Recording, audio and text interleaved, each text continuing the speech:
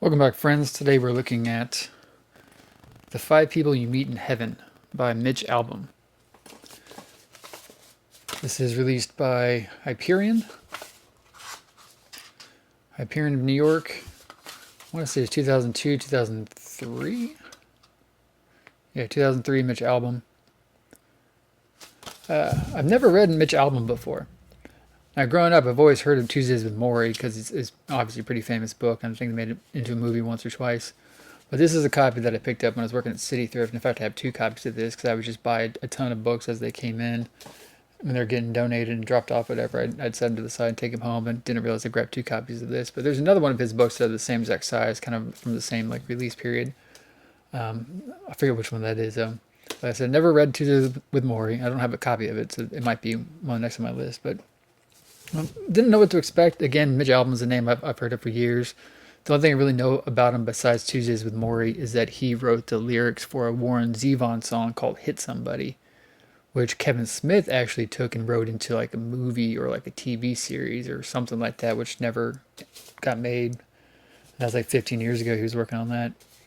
So this, gives it away a little bit, but Five People Meet in Heaven, obviously the main character is an 83-year-old named Eddie who works at a amusement park on a pier, and he ends up passing away, and then he meets five people in heaven, all of whom he doesn't know who they are, and he kind of figures out who they are and what they had to do with his life. And it's a pretty simple read, pretty fast. I could probably read this in a day and a half, but again, I read multiple books at a time to kind of stretch them out. But didn't know what to expect. I always figured Mitch Albom was pretty clean cut, author. I'm more of a, Hubert Selby Jr., Jim Carroll, Charles Bukowski type, a lot of vulgarity, a lot of darkness, Chuck Palahniuk kind of stuff. So I wasn't sure how PG or how kind of clean cut this would be. There's some violence in it. There's might be a bad word or two, but obviously it's still relatively above board. But really enjoyed it. Really simple story with a lot of depth to it. It's almost kind of similar to an idea I had for a story about 10, 15 years ago. Mine was called Projection. It was about a guy working inside of a movie theater up at the projection booth, and he was projecting a movie that was 5 or 6 reels long, and between every reel change, another person would come into the booth, they'd have a conversation. And eventually the original idea was that it would be a character from one of my stories from one of the screenplays or something that I wrote and never did anything with. But then eventually became to be as I haven't written it yet, but if I ever do write it, it'd be more so now memories of people that were in my life that aren't now. So it's sort of similar, that it's just kind of set into these chunks and different people in each chunk. Very similar, but obviously he writes a lot better than I do.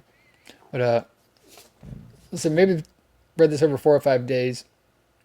When I was finishing the coffee house the other day, the end really got me. I was almost tearing up. There's just a beautiful, a sad and beautiful and beautifully sad kind of twist kind of thing at the end that I really dug. But this is a really enjoyable read. I really liked it.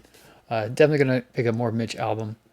Obviously, I have to go do Tuesdays with Morrie at some point. And according to the inside of this, he has a couple other books. Fab 5, Bo, Live Album, 2, 3, and 4. That's pretty clever. But if you ever haven't read this one, give it a read. Like I said, it's really simple. You could probably finish it in an afternoon. Good book. I highly suggest it. So let me know what you guys think. Any other Mitch Albom books I should check out. I appreciate you guys watching, and I'll see you in the next one.